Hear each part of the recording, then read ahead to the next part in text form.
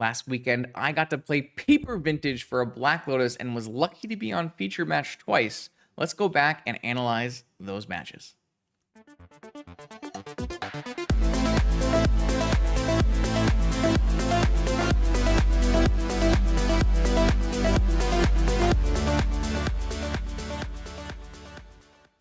All right, welcome back, Vintage Gamers, to a post-match review of my feature matches from the Steel City Spectacular Battle for a Lotus event. I played two matches in this event on camera. I played a win in round 5 when I was 4-0, and I played the top 8 quarterfinals matches on camera as well. So I'm going to go through both of those. We have video coverage. I'm going to mute the coverage and go through it from my point of view. Obviously, I don't have hand cam, so I won't get full information of what I was doing at the time, but I should be able to walk you through it, and we can stop and talk about different points that were pretty pivotal in each game, and maybe find some things to learn along the way. So this is the deck list that I used in this tournament. This is my Lurrus, Jeskai Lurrus PO deck. I think it is really strong, really versatile, can play the control role or the combo role sometimes in the same game. And it really is a smooth deck. It doesn't sit around and be clunky very often. It allows me to, one, get the free wins that I think a vintage deck has to get you, and two, gives me the time and ability to use my knowledge of the format and my player skill and give me a chance to play as many games as possible without getting vintage too often.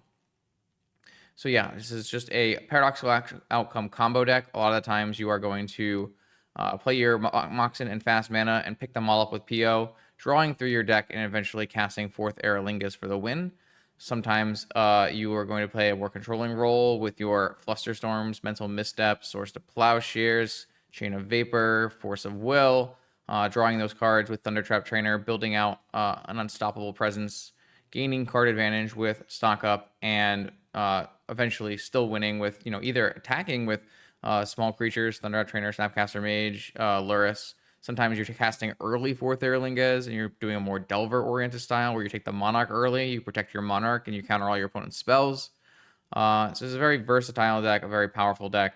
And we got to play against two other, I would say, similar decks in these matches. The first match we're going to see is up against Ryan Hayes, who is on Lurrus Breach, and a very controlling version of Lurrus Breach. This is another, I would say, combo control deck. If my deck is combo control that leans a little bit more on the combo side of things, I would say Ryan's deck is a combo control deck that leans a little more on the controlling side of things. You're going to see a lot of similar ideas in this deck. You see a full Moxen mana base with some of these larger cards like Mana Crypt to facilitate stock up. But you're going to see a little bit more removal, card engine drawing inside of Psychic Frog, removal, Suplex, Spell Pierce, and Pyroblast. So definitely more counter spells with things like Negation in the main, but still has that over-the-top win condition in terms of Underworld Breach plus Black Lotus or Lotus Petal plus Brain Freeze. Now you don't need that to win the game. You can just cast a bunch of Ancestrals or a bunch of Time Walks with your Psychic Frog. So you have a lot of versatility in this list as well. This is a list that is, I wouldn't say unique, but it's probably a list that I would consider to be underplayed in Vintage. You don't see a lot of these Breach Lurrus decks going around in this configuration. You lose out on some of the typical Lurrus Frog control elements inside of Wasteland, but you replace that with these really powerful win the game combos with Underworld Breach. So I like this deck a lot. I find this deck and this matchup here to be extremely bad for my deck. As you can see in my sideboard, I have elected to play no Graveyard Hate. Typically, when I play Graveyard Hate in my sideboard, it's usually Soul Guide Lantern, which can come in this matchup as a way to stop my opponent from being able to use Underworld Breach or recurring cards with Lurrus. But I don't even have those in my sideboard, so I'm really strained sideboard games on attacking my opponent's deck. I do have some nice utility in Pyroblast, which does kill Psychic Frog and counter Stock Up. So I have some options, but I would say pre and post board, I would be unfavored in this matchup. And Ryan is a very strong player, so this is a hard match, and it was a pretty interesting match. I think 3 games and lots to talk about. So let's get right into it. We're going to watch the coverage back. I'm going to skip around maybe a little bit. We'll see the best way to do this as we go. But I'm going to have coverage muted for now and try to play it from my point of view as much as I can. All right, so I've confirmed that we do in fact miss game 1 of this round, which is unfortunate because that's the game I won. But I remember it being mostly I deployed early fast mana and was able to catch my opponent without the counter magic necessary to cast a to resolve a paradoxical outcome and gain an insurmountable advantage. So going into this game 2. So here we are in game 2. I am really happy to have snuck out, the free win you get sometimes when you play the most powerful cards in terms of Moxin and that kind of thing. But I'm going to have to grind out versus a lot of counter magic here. And Ryan is on the bottom of the screen, and you can see the hand. It's got Spell Pierce. It's got Stock Up, Negation. It's really going to be good against me trying to deploy a fast and powerful combo. And this is a spot where it's going to be really relevant because my opponent actually has a mana crypt here, which he, I believe, really nicely held in hand, which means I don't know about this mana crypt. It's actually going to lead to a play that is really poor for me. And so what happens is I put a Soul Ring on the stack, and actually using your Spell Pierce to attack these kind of very powerful mana rocks like Soul Ring and Mana Crypt and Mana Vault is a really good way of stopping me from casting my stock ups. So you'll see here that Ryan will fetch and cast a Spell Pierce on the Soul Ring. And that puts me in a really rough spot because my hand here is like stock up, PO, something like that. And if I don't counter this spell, there's a high likelihood, I think I have one land in this hand, one additional land in this hand. There's a high likelihood I'm never going to be able to cast my stock ups and progress in this game. So I decide that, okay, this is really relevant towards me progressing the game. I have this PO that's very dead, regardless of if this resolves or not. So I'm going to use this PO and Force to try to push through my Soul Ring. Obviously, that gives Ryan information on, wow, this looks like it's important to him. So, what is he going to be doing? But he doesn't fire off the negation on the Soul Ring. He lets the Soul Ring go and goes to his turn, draws an Underworld Breach, which is not going to do too much here. But what he does have is this Mana Crypt, which I have to let resolve and then stock up. And this puts me in a terrible spot because I'm looking to untap and cast stock up, and he's going to have this extra 1 mana open for the things I know my opponent has. My opponent has Pyroblast, and my opponent has Spell Pierces. This is going to be a real big problem. And so you can see here in this 5-card stock up, there was a Pyroblast, and now my opponent has negation, blue card, Pyroblast, land. How am I going to push through here? I know that I actually get put into a really rough spot because I use my Force and blue card to make this resolve, but then my opponent still is going to be able to counter my stock up.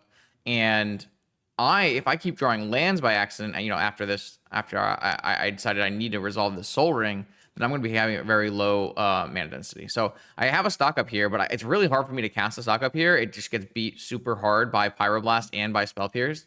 So what I'm going to do is I'm going to wait and try to find a better spot, try to tax my opponent's mana a little bit. But Ryan does here have another fetch land.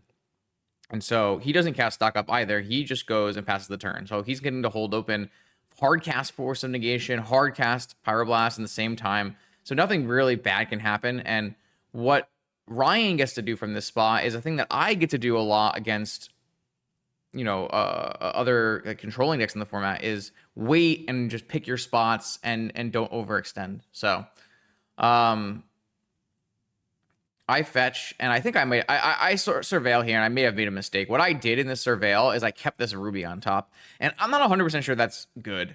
And the reason I don't know if that's good is because, well, I need another Moxin to turn on my POs, right? So that's number one. And two, I feel like I need to be able to beat, Spell Pierces and Fluster sorts of things, and having more mana. Maybe what I really need to be able to do is like cast 2 spells in 1 turn, something like that. So I was like, okay, I think this ruby is going to help me build that out. I'm not going to buy Lurrus or anything because Lurrus is not really changing anything. So what I'm going to do is I'm going to wait and I'm going to see if I can, put together a spot that allows me to play multiple spells, maybe play some spells on Ryan's end step. And in that way, I can, tax my opponent's mana by not letting them cast, spells for every turn. But also find a way to get my spells to resolve. And unfortunately, that plan doesn't really work out very well here because my opponent has a dig through time, one of the very few instant speed spells in his deck that's going to let him, accrue advantages at the end of turn. So he exiles every card but 1, which is this stock up here, and gets to hold open Pyroblast and Flusterstorm still. So I'm trying to figure out if this is my window to try to put some spells on the stack, and that's what I'm going to do, is I'm going to cast Flame of Anor. Flame of Anor here is just instant speed divination. I'm trying to find windows in which I can actually resolve my spells and draw cards. And so this is just bait mostly, a Pyroblast, get that out of the hand, see if we can't put together a spot. Now, like, this can go really well for me if I have a Flusterstorm. So, like, there is some downside to my opponent doing actually fighting over this. I think it's possible that they, could even choose not to fight over this because if I put a Flame of Anor on the stack in response to the Dig Through Time and they counter it with a Pyroblast and I have a Flusterstorm over the top, I can counter the Dig Through Time and the Pyroblast. And they won't be able to do anything about it because all he has is the Force of Negation. So this actually is an opportunity for, like, me to resolve this spell because I think it's actually pretty risky for the Pyroblast to happen. It happens anyways, so that it is what it is. And now we're looking at a spot where there's a new Pyroblast in the hand. There's a Gitaxian Probe. My hand here is just Snapcaster and Stock Up. I am pretty far away from doing anything meaningful. And there's also an Ancestral Recall. So this Dig Through Time was probably something like Ancestral plus Pyroblast, and this hand is now, like, no longer remotely beatable. Stock Ups are going to hit the stack, and just simply, I mean, both sides kind of have a mana grip, right? I have a Soul Ring, but being the deck with the Pyroblasts in hand, like, I did board in, I assume, 3 Pyroblast here, but I just simply have far less going on, and my spells haven't really resolved. Because I used my Force to push through a Soul Ring. But if you think about this game, it's not like my opponent didn't have a Force of their own. They had a Force. They let the Soul Ring resolve. It's just after I had the Soul Ring, like, I didn't really do anything else. I'm trying to cast a Stock Up. I haven't really found a window to resolve a Stock Up. Nothing is particularly good. So I don't even think I cast a Stock Up here. I think what I do is I pass the turn and look to play, like, a Snapcaster Flame of Anor and see if I can push that through. But this game kind of ended on turn 1 and 2, where I went to, I had to force through a Soul Ring. Maybe I didn't have to, but I felt like I had to force through a Soul Ring. And then my opponent untapped with a Mana Crypt that they hid in their hand and played a Stock Up with the ability to then have Pyroblast protection after. So I'm looking here at the Ancestral Recall in my opponent's graveyard and seeing if we can find a spot. I'm going to respond to this Yeah, so what I do is I respond to the Underworld Breach by casting Snapcaster, which they Pyroblast, and then with the Pyroblast on the stack, I am going to just try to draw 2. And my opponent, of course, forces this, knowing my hand is just Stock Up, and everything gets countered, except for the Underworld Breach, which resolves, and then there is an Ancestral in the yard, which just gets cast over and over again. So I don't think we need to sit through this, but basically my opponent casts a bunch of Ancestrals and eventually finds his way to a Brain Freeze, and we go to Game 3. I am sad we don't have Game 1 here. I didn't know that was missing on coverage, or maybe I would have took some better notes. Normally, basically, every round I take notes so that I can do the end of the tournament recap the next day. But this one, I didn't take notes in the top 8 in this match or the top 8 match because what I wanted to do was commentate over it. So here's my opponent's. It's cool that we get to at least see Ryan's hand because that's obviously information I didn't have. This is Ryan's on the draw 7 of Probe, Negation, Freeze, Misstep, Land, Lotus, and that's a great hand. Obviously, he doesn't currently have ways to start making mana advantage, but having a couple pieces of free interaction against me is just always going to be really great. So I'm starting this game with my Black Lotus of my own. And so we both have a Black Lotus in our opener. The problem is my hand is Black Lotus, Mishra's Bauble, and Mox Opal. And so I wanted to give my opponent as little information with this as possible, but maybe I didn't even have a single land in my hand, so I can't even like bluff a piece of 1 mana interaction. But it's super bad for me because if my opponent chooses to negate this, I'm not gonna be able to play any spells. And actually, this does bring me back to remembering what happened in game 1 of this event, and I'll talk about it a little bit because it's kind of important. I had a very broken game 1 hand, which I did say, and it's kind of the reason I won game 1. My hand I opened with land, Lotus, which my opponent didn't counter. And then I played Mox buy Lurrus, play Lurrus, which my opponent didn't counter. And then I replayed my Lotus with the Lurrus, and my opponent did counter it. They negated it on the way back down, which I followed up with Lurrus, with Vexing Bauble, not Vexing Bauble, Mishra's Bauble. So I had the Lurrus Bauble loop immediately in the game, and then I'm going to start drawing cards every turn, and I'm going to PO off and win. So my opponent actually is maybe making adjustments from the original game, one, where he chose not to negate the first Black Lotus, and then kind of lost the game on the spot to Lurrus Mishra's Bauble loop. Here, especially with the double negation in hand, choosing to force him to negate this Lotus is actually going to put me in a really bad spot because I don't actually have the really broken, land Mox hand. Instead, I have Opal Bauble. So 2 negations get beat my Lotus plus Force, and that's going to put me in a spot where I am no longer drawing cards. It's also going to put me in a tough spot where I kind of need to hit lands. So I'm going to use my Bauble, even though it's Metalcraft, for my Opal and try to hit lands. So I draw. My opponent draws a Time Walk. So the cards remaining in Ryan's hand are Misstep, Lotus, Time Walk, and Misstep, Lotus, and Time Walk. And so I draw twice and don't draw any lands. Pass it back. My opponent fires off a Brainstorm. Wow, that's a pretty aggressive Brainstorm. Lotus, Time Walk. That's fine though. I think it's totally reasonable.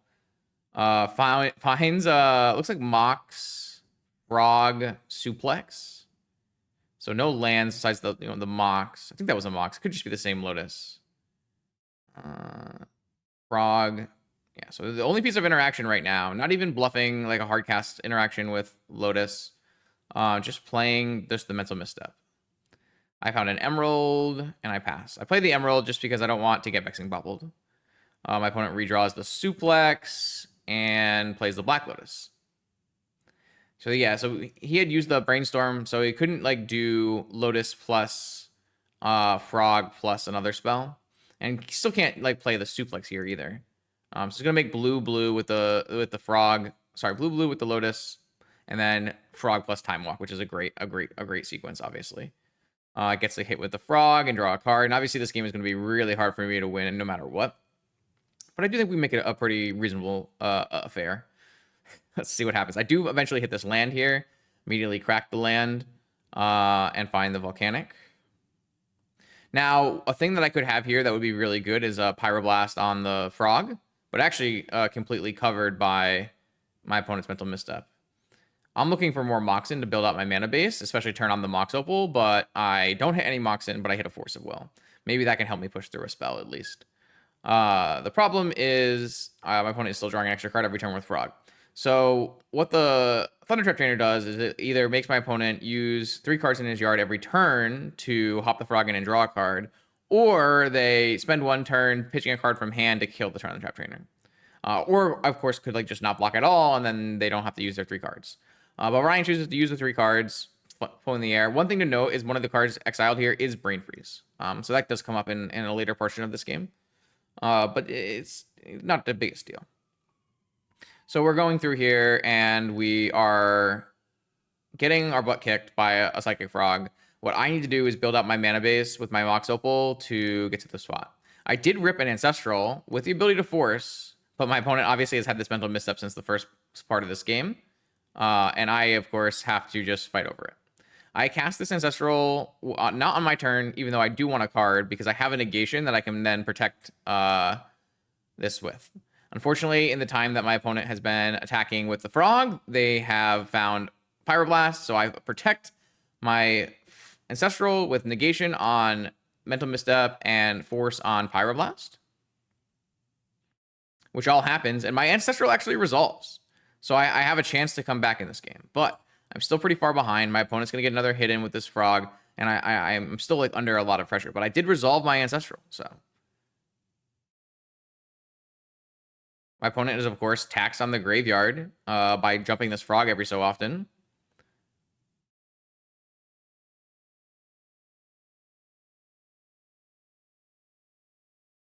And it's a game that I'm still extremely unfavored in, right? But it's a game that I'm clawing back in.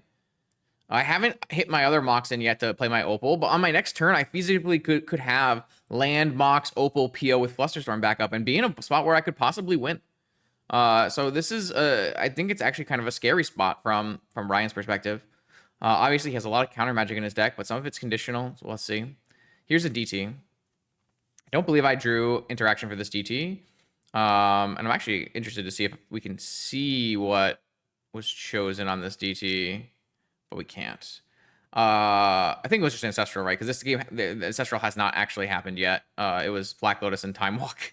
So yeah, so Ancestral does happen, and so both sides have now resolved Ancestral, but is tapped out. Wow, it looks like, I don't know if that was Ancestral drawing this force. I can't really tell because it looks like the hand got shuffled, but the hand is land, force, spell pierce, and suplex. So now, like I said though, if my turn here is Mox, Opal, land, PO for 4 with Flusterstorm back up, it's super good. And here it is, man. But I have Mana Crypt and I buy Lurrus, but I actually can't even play Lurrus right away because I have a Volcanic from the start of the game, which I needed to, be able to cast like Pyroblast and that kind of thing. So I can't even play Lurrus right away. So unfortunately, I don't have that really powerful PO play that I was hoping for. All I can really do is buy Lurrus. And at this point, I actually think we'd be okay if Stock Up wasn't the card drawn for turn.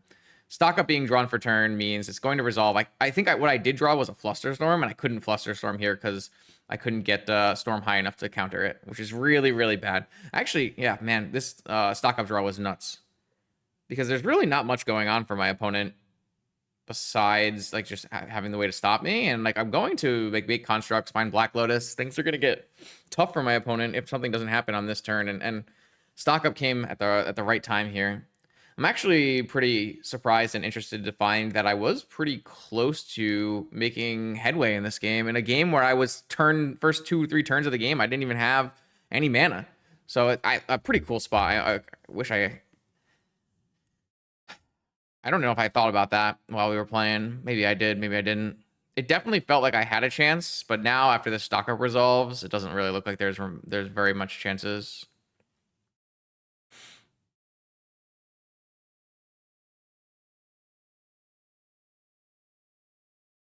Vexing Bauble is unfortunately not very good here because my hand does have a Force of Will, but I'm still gonna play this anyways and try to attack my opponent. Obviously, this stops like the Lotus from coming back from the yard, but I guess the big thing is it stops Force. And what this does is actually gets the Force out of my opponent's hand, which is a really big deal because I have a Force in my hand. I'm thinking, well, if I can get to my next turn, I have Force back up on my things.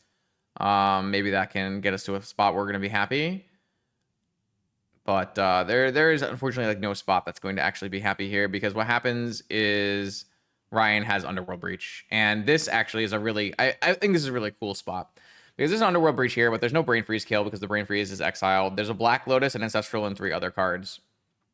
And what Ryan has access to here is the Psychic Frog can pitch cards to the yard to fuel the Underworld Breach. And I have a known Lurrus in hand, but what I also have in hand that my opponent doesn't know about is a Flusterstorm.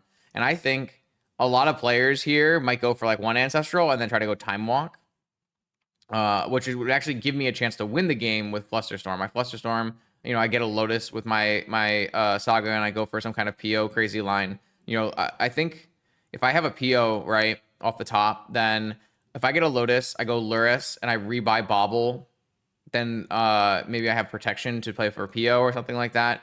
And I think some players playing this spot might lose the game, but not Ryan, obviously. So Ryan pitches some cards to Psychic Frog, fetches out another land, and then starts casting Ancestrals. So exile 3 cards, cast an Ancestral, draw 3 cards.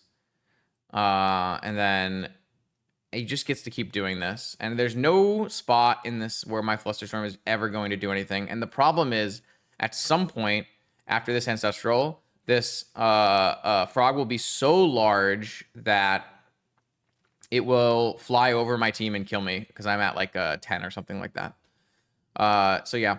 So I thought this spot was really cool. This spot was pretty interesting, and I think Ryan plays it really well. Basically, just keeps casting Ancestral and using the cards bought off of Ancestral to make the frog grow and to recast Ancestral.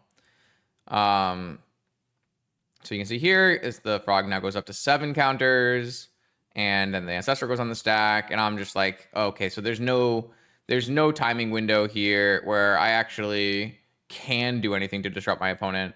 But I'll try anyways. So I Flusterstorm the Ancestral. He just lets it go, and then 3 more cards go to the yard. Another Ancestral gets cast, and this thing gets going over the top, or enough cards go over the top, and he just jumps and wins. It's something like that. Yeah.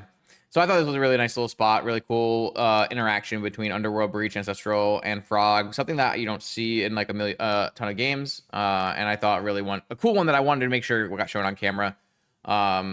Really well played by Ryan. Obviously, we got to watch some of his hand in these games, and I do think that there were spots where, he drew the right card, like a stock up to push through and win the game. There was a spot in game 2 where it's a little bit, you could maybe argue that you don't want to Pyroblast because of Flusterstorm, but having the negation over the top means that nothing like truly bad can actually happen. Like maybe you won't get the most value. Maybe you lose out on your dig through time. But, well played by Ryan here. And this was my 4-0 feature match. So I actually still have another chance in the next round to win it into top 8, which I do end up doing. I win against Sphere Shops, and then I draw the last round and I make it to top 8. And we'll watch that top 8 as well. So, here we have my Lurrus deck. And in the top 8, I am playing against Adria, Morsa on Magic Online on a very normal looking Esper control deck. We got the main deck, Null Rod, bunch of Wastelands, 3 Negations, a Flusterstorm, and some Spell Pierces.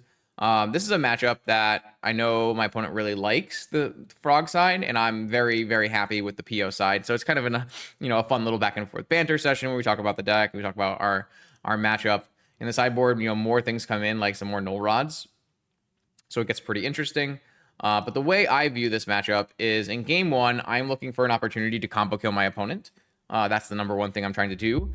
And then post board, I change roles. I take out my Force of Wills. I take out some of my clunkier pieces, and I bring in like 10 removal spells. I have Portable Holes, Pyroblast, Swords to Plowshares, Flame of Manor. And basically with stock up, I'm trying to hit all of my land drops, playing trainers and stock ups, and play control, stop my opponent from drawing cards with Frog, and they have to dedicate all of these resources to stopping me from comboing with Null Rods and Deafening Silences and that kind of thing. And while I am just going to build out an incremental card advantage. So we'll see how that plays out here. This is the top 8 of the tournament. The tournament is a Black Lotus for first and a bunch of store credit for second through 8th. The top 8 was not split. The top 8, so we are playing here for basically an elimination round for prizing, almost. So it's a pretty big, high stakes round. So I'll skip here up to the front of this one, and we'll see what we got. I think, yes, so right now the names are swapped. I think it'll be fixed in a little bit, but I am on the top of the screen, and Adria's on the bottom of the screen, and we're looking at a hand of Brainstorm, Bowmaster, Null Rod, a blue card, I can't exactly tell, and land. I'm not sure which blue card that is. It might be a Lorien revealed. I think it was a Lorien revealed. So we'll see how this plays out from here. I believe a keep on both sides. And yep, start with Underground Sea. I go to my turn, Volcanic Island, and pass. End step, Brainstorm, trying to use his mana efficiency.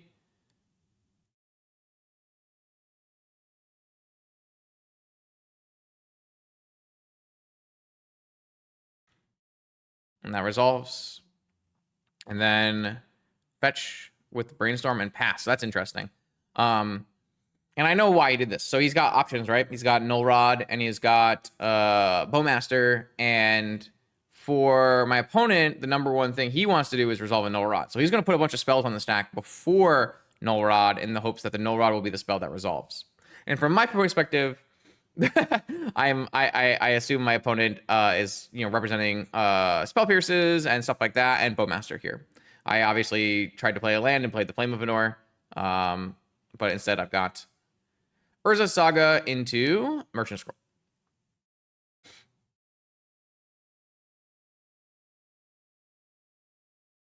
This Merchant Scroll is going to resolve, and I'm going to find Ancestral Recall. So, this is actually pretty good news for my opponent, right? My opponent has a Bowmaster in hand, Merchant Ancestral is going to be a lot less useful against it. Maybe it baits me into countering the Bowmaster. And I think some PO players might see this Bowmaster and be, you know, scared about it, want to counter it so that the Ancestral doesn't have him. But that's not typically a problem. Usually you can play through a Bowmaster pretty well with Ancestral, and it's not usually going to be the end of the world. However, I do choose to force it. My hand does consist of things like Ancestral and PO and that kind of thing, and this Flame of Anor that's already been shown, and I don't have a trainer down for it. So I am going to push here. And I think the reason I do so is I believe there's another force in my hand. If I had only one force here, I think it's highly unlikely that I actually counter this Bowmaster. From my opponent's side of the table, I don't believe there was a force in the hand unless there was one found on Brainstorm. So this just gets countered. But he's still going to be very happy about this because he's going to untap a Null Rod. So I think there's still a lot to be happy with on both sides of the table. We play a fetch. And then what? If there's like a hard cast negation, might wait. So nothing gets played here. So the Null Rod still hasn't come down. There's a Lorien in hand. Looks like another land in hand. Not sure what that card is on the top. Maybe one of those is a sword. Might be an, well, no, we'll have to see. So I know that my opponent knows that I have an Ancestral from the Merchant Scroll that was resolved. I believe I don't have a land drop. So I probably am just forced to Ancestral on a good opportunity. But maybe I want to wait to play around with something like Hard Cast Negation or a second Bowmaster. So there's a lot of things to think about here on your timing of your Ancestral. So Lorien revealed, cycling, and I'd say that's fine. That can go.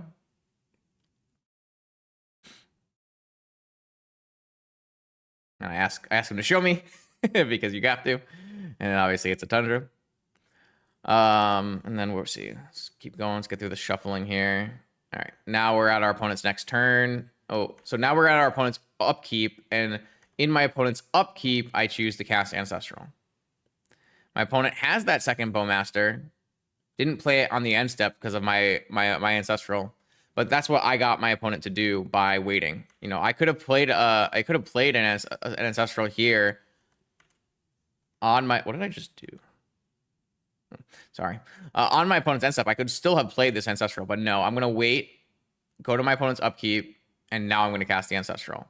And the thing I get rewarded for here is my opponent gets to, you know, didn't get to use their 2 mana last turn. Now they're forced to use their 2 mana during this turn, and there's a Bowmaster on the stack.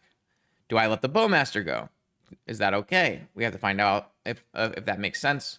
But I just say, yeah, that's good. No problem. Bowmaster comes into play. Bowmaster pings me. Ancestral happens. Bowmaster pings me 3 more times. But I've resolved my Ancestral. Obviously, this thing is on their turn now and not on my turn.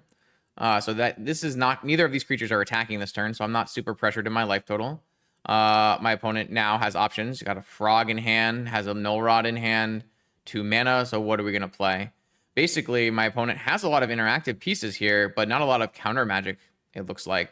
So it has the double Bowmaster and a Null Rod, but is that even going to matter if my Ancestral drew me an extra piece of counter magic, or even if I was holding a second piece of counter magic and didn't choose to counter the first Bowmaster?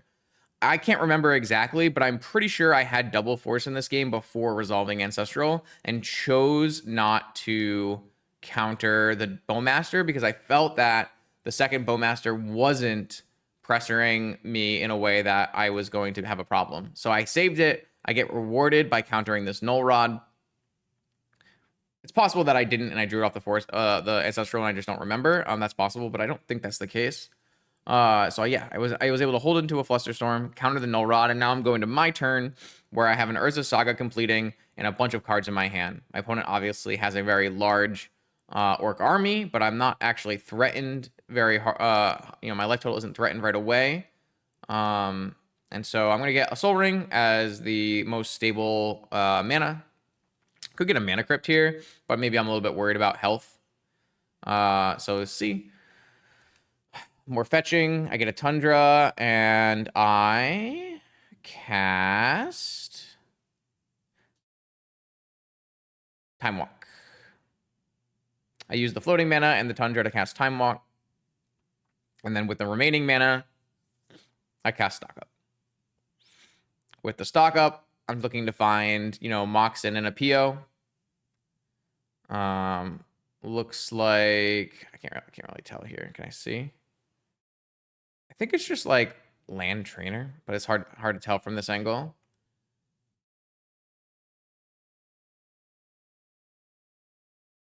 It's a Tolarian Academy and a Mox Opal. Okay, so Tolarian Academy, Mox Opal. It's gonna build out my mana. Right, like I said, the plan here is to build out my mana and go for a PO and try to win the game before this Orcish Bowmaster becomes a huge issue. So I'm checking out my cards, looking at my my graveyard, figuring out what my best line is in terms of comboing here. And I believe I start with a Stock Up. And this is how like Stock Ups and fast mana just chain into each other and create this insurmountable card advantage. My opponent is playing this, tempo controlling Wasteland deck, but none of that has really happened, and they've not really drawn any cards, right? Brainstorm happened, but that's about it. Whereas I've cast Stock Up, Stock Up. The big thing here is that like I'm able to use my Soul Ring to cast Stock Up because I countered the Null Run. So then it's just Ruby, Lotus, Tolarian Academy, a huge mana advantage now. I still have 1, 2, 5, 6, 10 mana at the moment.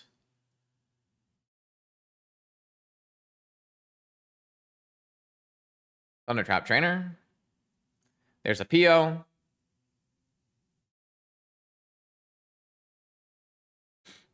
I think I already have a PO in my hand at this point, but that's a second PO. It's going to really make sure that I can push through here. Obviously, there's still an Orcish Bowmaster in play, so every time I PO, I'm going to get pinged a bunch and make this Orc army bigger. But there are lots of ways to deal with the Orc army. Lots of options there. So I have a PO now. I have a ton of mana. I have a Thundertrap Trainer. I still have the other cards that are in my hand. And I'm going to make a bunch of blue mana off my Tolarian Academy. And I'm trying to consider if I want to, what I want to do in terms of using my mana. So what I do here is I use my Tolarian Academy mana to get my Lurrus, and then I use my Lotus to play my Lurrus, and then use my Lurrus to play my Lotus. It's going to be an extra card for my PO. And then I choose to use the last blue mana I have to bounce this Bowmaster to open the way for a PO. My opponent considers, do they want to bounce another one of my permanents instead? But that doesn't actually change anything here. It would just make them lose a land. Because if they choose to bounce any of my creatures, I just respond by POing. If they choose to bounce like my Lotus, I just crack it and I'm doing the same thing. If they choose to bounce one of my Moxen, then I'm just replaying and playing the same mana. So it doesn't really matter what my opponent chooses to do with this Chain of Vapor. And so I'm going to get to crack my Lotus, use my last Volcanic Island here, and PO for 5, with the ability to at least replay the Thundertrap Trainer to block the Orcish army on the way back if I even need to. So my opponent thinks about it for a little bit, but then correctly decides there's nothing to do there, and it's time to start POing. I'm supposed to have this on 2 times speed, and I didn't. That's probably why. All right, so my opponent's, I get to pick it back up, draw for 4, replay my Moxen, replay more Moxen that I've drawn, replay the Soul Ring. Then I have to, the thing here that's going to constrain me is colors of mana. I have 1 Opal, but I also have 1 Pearl, which is really nice because 1 Pearl is going to let me replay the Lurrus every time. So I'm trying to figure out how I shortcutted this. Oh, I left the Lurrus in play the first time.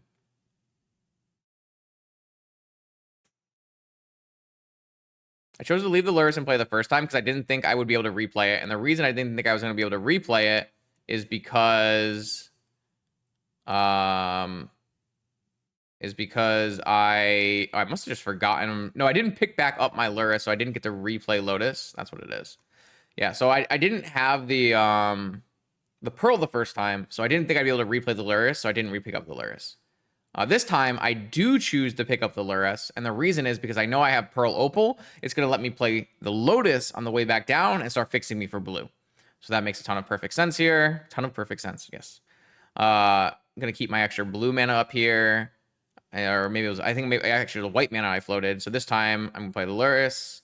We get back the Lotus. And then from there, it's pretty simple. Just going to keep doing PO things.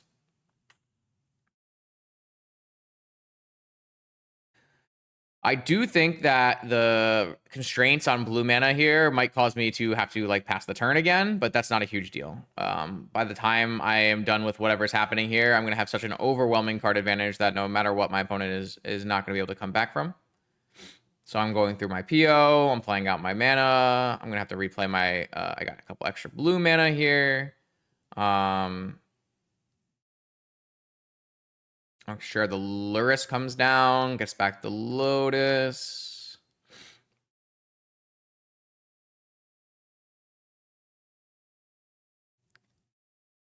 And then there's a trainer. And this might have been a mistake because I'm kind of looking for a certain number of like Snapcasters and those kind of cards. But I choose to kick a trainer. It's actually a really nice one because it'll let me do some blocking if I need to pass the turn. But this trainer, I believe, whiffs pretty reasonably. It finds Mana Vault and Swords to Plowshares, which are not furthering my combo game plan, but they are going to make it so my opponent can't really win, which are both reasonable things to go for in this spot. So yeah, I get that. I have the blue mana floating, and I believe I am like, okay, yeah, I'm going to have to pass the turn. So that whole pile there is all Moxen. I have a Tolarian in play. So on my next turn, I'm going to have, the ability to like kick a couple more trainers or do whatever. So I'm just going to discard to hand size, pass the turn with an Opal and a Lotus up, multiple blockers. I pitch a trainer, and I pitch a Vexing Bauble that can come back next turn.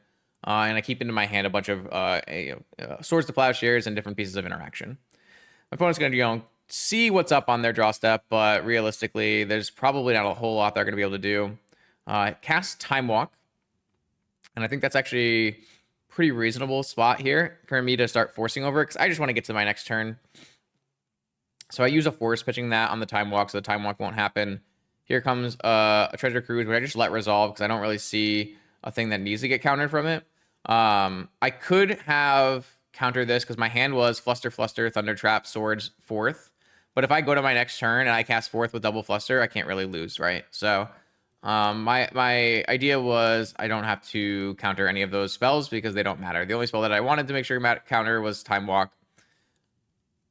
I could have instead like maybe double Fluster the Time Walk instead of forcing it, but I think that's worse than having Fluster up for Fourth. I don't know if that's like 100% correct. Maybe I could have, used the Lotus and flustered the Shrews. I don't know. I don't think it matters too much because my game plan here is definitely just cast the lethal Fourth with double Fluster Storm back up and win. So we get through game 1 where we were the combo deck, and we're going to go move into game 2 where my opponent is going to try, this is where I board out of being, Force of Will, and I board in tons of removal, and I try to play a bit of a longer, fairer game where I'm going to, stress my opponent's resources. So here is a really great start. Mox into Time Walk, into Null Rod. Unfortunately, it looks like my opponent kept a Mox land hand with a Null Rod that didn't have another land. So this is like the perfect kind of game for me to play as long as I don't have too many cards turned off by Null Rod in my opening hand. This Time Walk resolved, and it didn't find my opponent a land, so now they're actually in kind of trouble here. They have one land in this box that's turned off. So as long as I'm able to build out my game plan, I'll be really happy. I've got a Falls and a Soul Ring that's turned off, and a Mox that's turned off, and a Mana Crypt in my hand that's turned off. So this Null Rod is actually protecting my opponent, and a land off the top means a second Null Rod comes down. For me, yep, second Null Rod doesn't change anything, but second land is quite good for my opponent. The thing I'm the happiest about from this spot is that my opponent didn't have a Wasteland in hand to wasteland my mana source. What my opponent does have in hand is a Prismatic Ending, a Stock Up, and a Force. So now I know about Prismatic Ending, Stock Up, and Force, and I'm playing my game around those cards. I'm going to play a Volcanic and pass the turn. I believe here I'm holding open either Pyroblast or Flusterstorm. Yeah, so my hand is Swords, Pyro, Blue Card, Academy, and another one. And so holding this up lets me immediately go for a Pyroblast on the Frog. Now, my opponent has the ability to force pitching stock up, but then he will be left with basically no cards in hand that really do anything. So holds the Force instead and goes back to my turn, where I will play the Academy, and I'll use it to buy Lurrus, but obviously I'm nowhere close to casting this Lurrus because I don't have any white sources. My opponent goes and draws a card, doesn't hit a land, and passes the turn back. I've got a Saga now. The Saga is fantastic because it's going to allow me to make a clock and make a permanents that matter here. My opponent does have an end of turn Bowmaster, which is totally fine, and go to the next turn. With that, attack for 2, no big deal. And my opponent has to consider maybe prismatic ending one of these artifacts so that the Academy and the Saga are smaller. But also, you kind of want to hold prismatic ending to beat these constructs because these constructs are going to be much larger than whatever I have, whenever my opponent has going on. So Saga goes up to 2. I'm here with, a Swords that I can't cast because I have no white sources right now. I've drawn no fetches. I just pass it back to my opponent.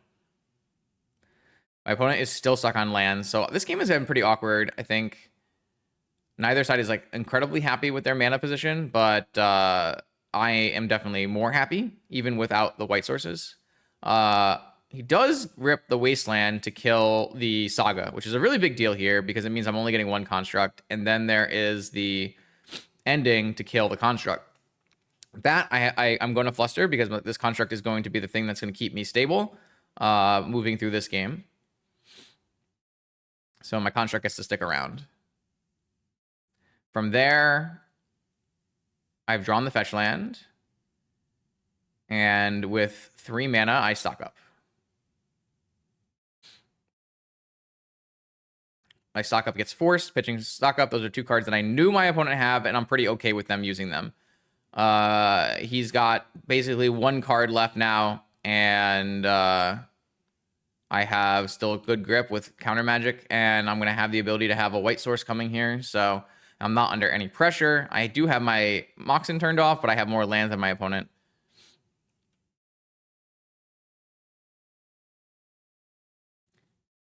Another Wasteland off the top is going to kill the Tolarian Academy. With the Tolarian Academy dead, I am pretty safe here to go get that Meticulous Archive, start building out my white mana. What I really need to do is find double white, get a Lurrus going, things like that. This white does allow me to have swords up now, and I keep the card on top. I'm going to play a Thunder Trap Trainer, which also blocks down, and I'm given a couple options, but the stock up is going to be the best one as I want to try to continue building out my game. And my opponent has already used 2 Wastelands, so hopefully I won't be pressured on my mana too much more. Portable Hold comes down. I'm just going to take the Bowmaster. There's no real point in me trying to unlock these Null Rods. They're going to give my opponent an additional mana. There's 2 of them. I would rather just get rid of the Bowmaster and start getting the beatdowns on with this construct.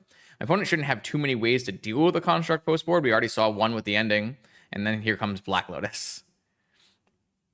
In very classic fashion, the Null Rod deck is going to draw a bunch of artifacts. So I get to keep my 3 mana in play. I get to resolve my stock up. My stock up is going to get me another land. It's going to get me more removal spells. And I'm just going to get to continue playing this basically stock up control game plan where I'm not actually too worried about what my opponent has happening here. And my opponent is really choked up on mana from their own Null Rod.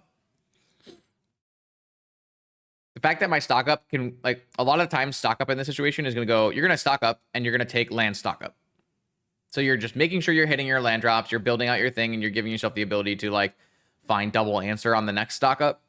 It's a really, really powerful sequence, and it's going to put you really far ahead. So now my opponent's in a tough spot. They're demonicking, but they know that their spells are kind of, like, unlikely to resolve. I have, Pyroblasts and Flusterstorms. So what can my opponent really tutor for with this demonic tutor that's going to get them into a spot where they're going to feel like they can win?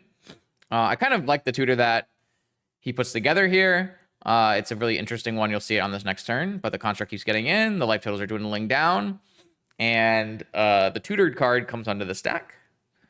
Right now, the hand is Lavinia. Here's the Seal of Cleansing and another Mox, I believe. Seal of Cleansing is a cool one because I'm looking at my hand of, like, Flusterstorm and Pyroblast, and like, well, I can't do anything about this, so this is like an uncounterable card that can kill my construct. But it can also kill Portable Hole and unleash the Bowmaster. I think with the seal on the stack, I cast Flame, dealing 5 damage. Was it Steel on the stack or was it on my turn? Yeah, I think with the seal on the stack, I did Flame, killing the Orc army and drawing 2 cards so that, you know, before the hole happened. That's what I believe happened from this spot. So yeah, Flame, killing the Orc army, because I'm still just trying to tempo through. Again, I don't really think I want to deal with these null rods. I give my opponent, you know, I want to keep my opponent locked underneath their own null rods. So yeah, so that happens. I draw 2, the seal resolves. I go to my turn, and look, my hand is just Pyroblast, swords, tons of action. I'm gonna give my opponent the ability to maybe block here. So maybe I'm supposed to only attack with construct and not this, so that I can't get this pinged and then blocked. But my opponent does know that I have a Lurrus in hand, so if like the Thunder Trap dies, that means I can bring it back with Lurrus later. So it's actually just a super tough spot no matter what. I believe I let him block however he wants, and then I still have all of these swords up, though I might use one of the swords on my turn so that I'm just using my mana efficiently and playing around like Spell Pierces and Flusters and stuff. So I just removed that. I play another Thunder Trap Trainer. Thunder Trap Trainer can't get me land, so I'll take this PO, but even though I don't think this PO is going to really do anything. And my opponent plays a Lavinia, which I have the Pyroblast answer for. I untap. I play a bunch of extra artifacts to make sure that this construct is lethal and win. This is a very... I do think my opponent obviously drew not very well here, right? They drew Lotus and Jet after they null-rodded themselves. They kept land Mox, Time Walk, null-rod hand, and then didn't draw the land right away. They did draw it the second turn, but then they were kind of choked underneath their own land. When they did draw lands, it was 2 wastelands that had to be used on Academy and Saga, so they weren't able to, like, you know, buy out Lurrus or anything. Like, the way my opponent really gets into this game is like Lurrus and starts looping things back from the yard, and that didn't really happen. But it's really hard for that to happen when my opponent can't, you know, draw any cards. They don't have a frog in play. They can't have a frog hitting. They don't have ponders and preordains or anything in their deck. The stock up was costing too much mana. So I do think this is like a little bit evident of the constraints that the Lurrus tempo deck puts itself under, and this is not an uncommon example of how these matchups can go post board. So I got to do the thing where I get to really be the controlling player here and make it so my opponent has a really hard time. We talked a little bit about the Seal of Cleansing and how I thought it was a really good idea because my hand was, you know, like all Pyroblast and Swords of Plowshares and stuff. So you can see here like a little bit of what my sideboarding looks like. I'm bringing in 3 swords. I'm bringing in 2 Portable Hole. I'm bringing in 3 Pyroblasts. I'm bringing in basic planes. And it's going to be just really hard for my opponent to push through. Those are the feature matches I have for you. I did, after this top 8, we did end up splitting. So we ended up splitting the Black Lotus for a large amount of money.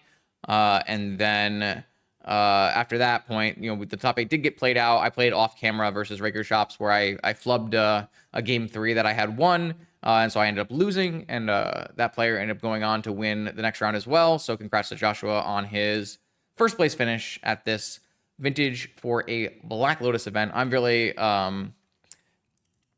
thrilled with how this event went. I was happy that they did do coverage of it, so we get to watch it. I feel like I picked up a couple things on the way back watching through this video. Here's a picture of me and the top 8 here with the Black Lotus, selling it to Card Cash. So really cool. This was Ryan, who was my Breach opponent in round 5, where I lost. He went on to top 4 with the Breach deck. This is Gabe on Lurrus PO, and Joshua, who has played Raker Shops to the first place finish. So this was a really cool tournament. Really happy that it was hosted by Excalibur Events, and hopefully they will think about doing more vintage events like it in the future. And hopefully everyone who watched this video picked up something and learned something along the way while we watched back our feature matches. I'll probably take a second run through of this and listen to it with coverage from Ross.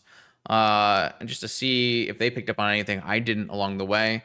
I'll try to make sure I have this link in the description for you guys if you want to watch any of the other matches that were on coverage. There was a bunch of coverage of this event. It's a 12-hour video. I know there were some audio issues at some point during the event, so maybe skip around and find some good matches. But this is on Def Cat MTG's channel here.